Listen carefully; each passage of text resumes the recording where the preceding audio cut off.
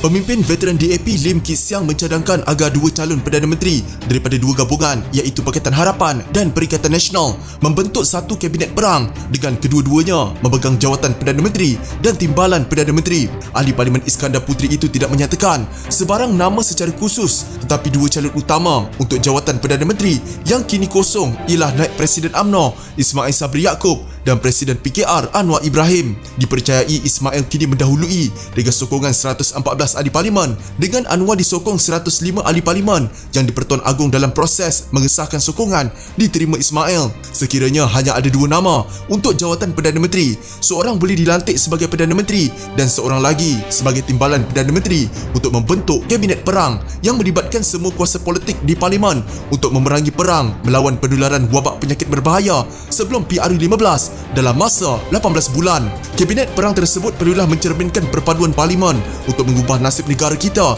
yang sedang kalah selama 20 bulan dengan wabak penyakit berbahaya dengan membawa dasar dan strategi baru untuk mengawal wabak ini dan mengembalikan harapan, keyakinan dan kepercayaan rakyat kepada satu pendekatan yang melibatkan keseluruhan masyarakat, katanya dalam kenyataan. Sementara itu, Rais Hussein dari Bersatu membuat cadangan sama sekiranya tiada majoriti jelas dicapai. Memandangkan tiada majoriti jelas, yang di-Pertuan Agong hendaklah menitahkan satu kerajaan perpaduan ditubuhkan untuk fokus kepada pengurusan pandemik dan pemulihan ekonomi untuk tempoh 1 tahun. Baginda boleh melantik seorang Perdana Menteri daripada gabungan yang mempunyai jumlah sokongan terbanyak dan seorang Timbalan Perdana Menteri daripada calon gabungan yang satu lagi. Ciapnya di Twitter, bekas ahli Majlis Pimpinan Tertinggi Bersatu itu berkata, kabinet perpaduan itu haruslah bersaiz kecil dengan tidak lebih 10 orang menteri dan timbalan menteri. Tambahnya lagi, kerajaan baru juga harus melakukan pembaharuan institusi termasuk undang-undang anti lompat parti, bereskan undang-undang anti lompat parti